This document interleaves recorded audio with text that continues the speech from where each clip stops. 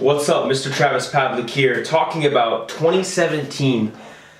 The good, the bad, the evil, the ugly, everything is culminating into 2017.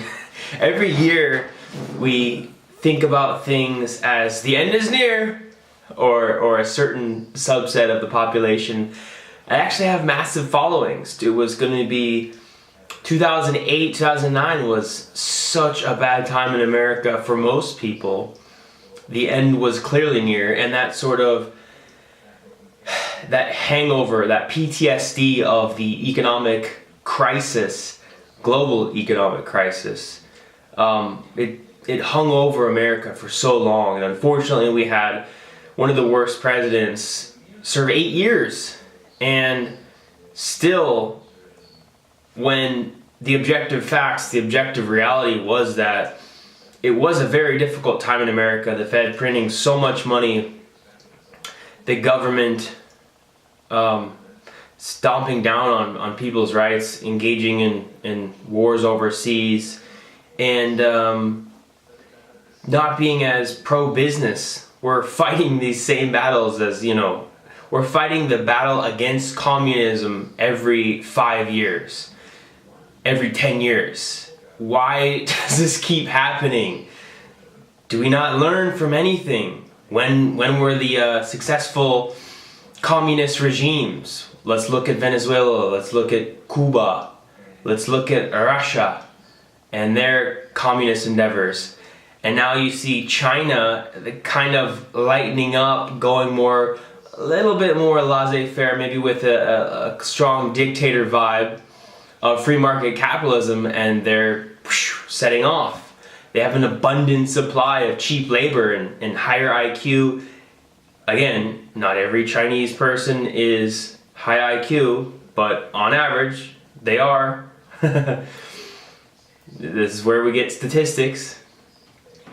So to see them take off in their kind of revolution is interesting. America, to maintain hegemony, needs to compete, needs to get better. I'm not as scared as China taking over the world. It's more like we're gonna elect these backwards presidents that are looked at in such a positive light, but really their policies are so poor and they hurt Americans. Trump being the candidate that said, middle finger to the current establishment, middle finger to the current president, you're an idiot, you're a moron, you don't know how to negotiate, you're either totally incompetent or you're against America, is a good thing.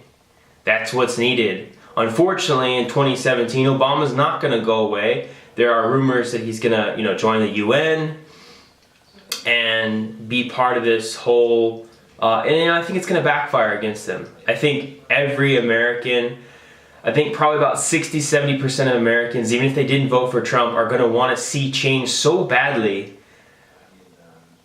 because the objective economy, they do realize that they could do better. The only people that really are sore losers are going to be those involved in the industries of government, where they're just sitting cushy, living very happy lives, and not part of the free market system.